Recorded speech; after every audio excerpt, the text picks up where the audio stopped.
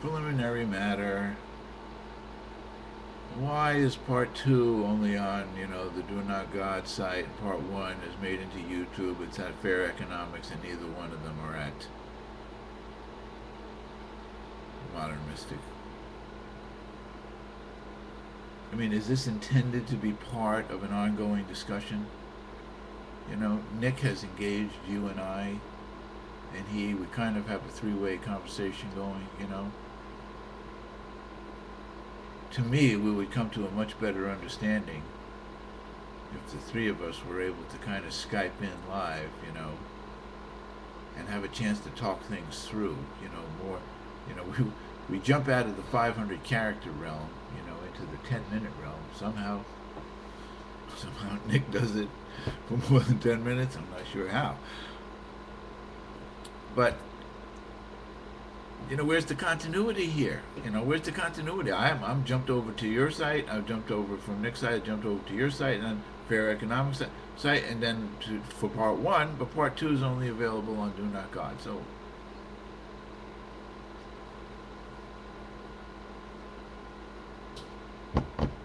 are we here to promote understanding? If we are, then let's do the things that complement understanding. Try to keep it together. I could go post my reply over on my website, you know. But will it promote understanding? It might promote traffic on my website, but will it promote understanding? So help me understand that, Gary. Okay, why are you doing that? Now, like I said, so Joe, you say we really do have to come to some understanding about money. I said earlier, I've said a number of things. We have to come to an understanding about inflation, what that means, okay, which we really haven't, okay. We have to come to understanding about money, about what money is, okay. Now you tell me, after how many times have I said, you haven't been to my website, you have not been, you haven't looked at the monetary literacy course, that you haven't been to the American Monetary Institute's website.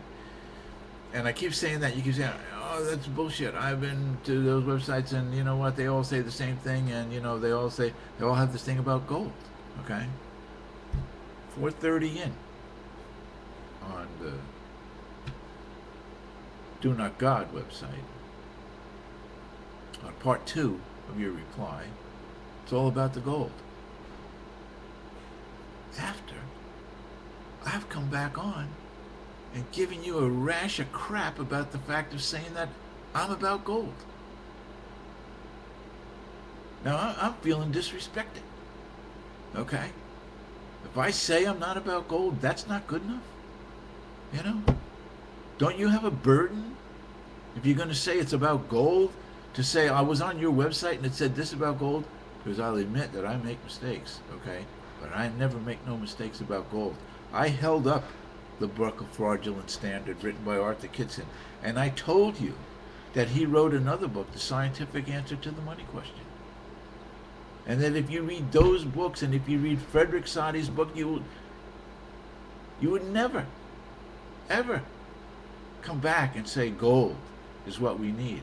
I've said that out loud, and yet you can come back and dismiss what it is that I'm trying to do and what I'm trying to accomplish, or the American Monetary Institute, who I know very well, and what they're trying to accomplish, and tell me that there's anything there about gold. So then here it is, Gary. Tell me where on my website or on American Monetary Institute website where it says anything about gold. Okay? That's a challenge. Prove you're not BSing by showing us.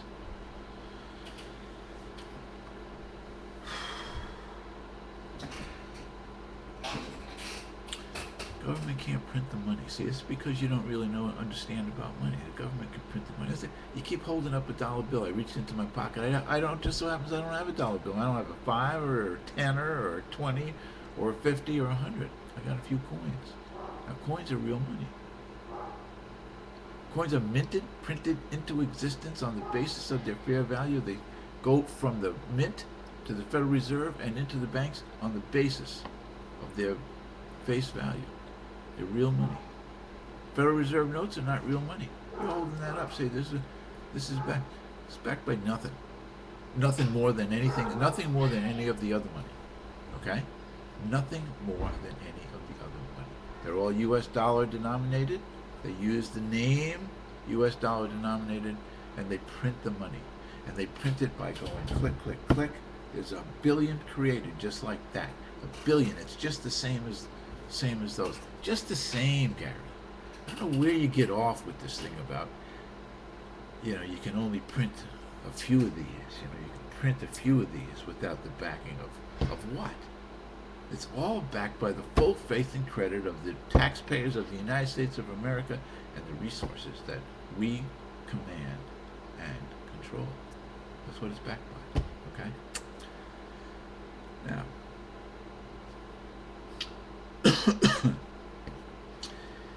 it's really weird that you recognize the noose around your neck and you don't recognize the rope it's made out of, Gary.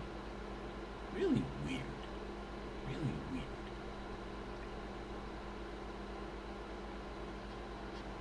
weird. I can't explain it. I honestly can't explain it. Somebody with your obvious intellect, being unable to see the forest for the trees, to tell me for some reason. So here you go, Gary.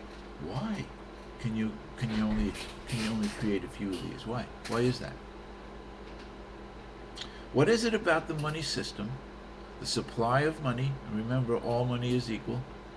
It's not created equal, but it's all equal. Okay. The reason I don't have that is because I use my checkbook. Okay. So if I use my checkbook, I use checkbook money.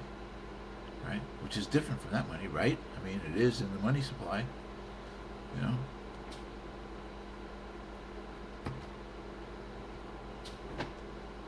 If I use my debit card, it's different. It's not. So why can we only, how much can we create, by the way? What's the limit? I give it to you. Again, we've got a $10 trillion economy. The economy is going to grow by 2% next year. As a given, we need $200 billion of new money, or the economy cannot grow by 2%. And it makes no difference if the government creates that $200 billion debt-free, or the bankers lend it into existence. Makes no difference. Makes no difference in the economy. The means of exchange has been provided for. Been provided and provided for. Okay? One way, there's $200 billion in debts created. And one way there isn't. And if there's $200 billion in debts created, that means there's an interest burden approximately. The $200 billion, there's approximately a $500 billion debt service payment stream obligation created. That's the thing that's around your neck, Gary. Okay? It's how they create money, Gary. It's around your neck. Now turn around and take it out and take a look at it. That's the difference. Okay? And it's really too bad that we've gotten off on this thing about, no, it's all about assets. It's all about assets, because like as if I don't know there's an asset in there, that the banks, in order to create the means of exchange that we need to manage and operate and grow the economy, or to operate it at a sustainable level, that in order to have that means of exchange, the banks have to create it as a debt. I don't understand why you don't see the problem with that. Never heard of the permanent money system. Quote, look it up. Permanent money system. Look it up. Robert Hemphill. Look it up. We're without a permanent money system. We rely on the banks to create all the money we need as a debt. And if they don't do it, and they ain't doing it right now, Gary, that's how you get unemployment.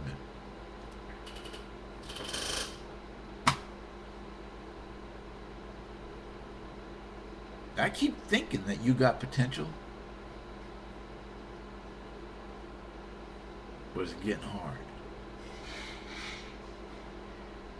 So show me something, would you? Please show me something.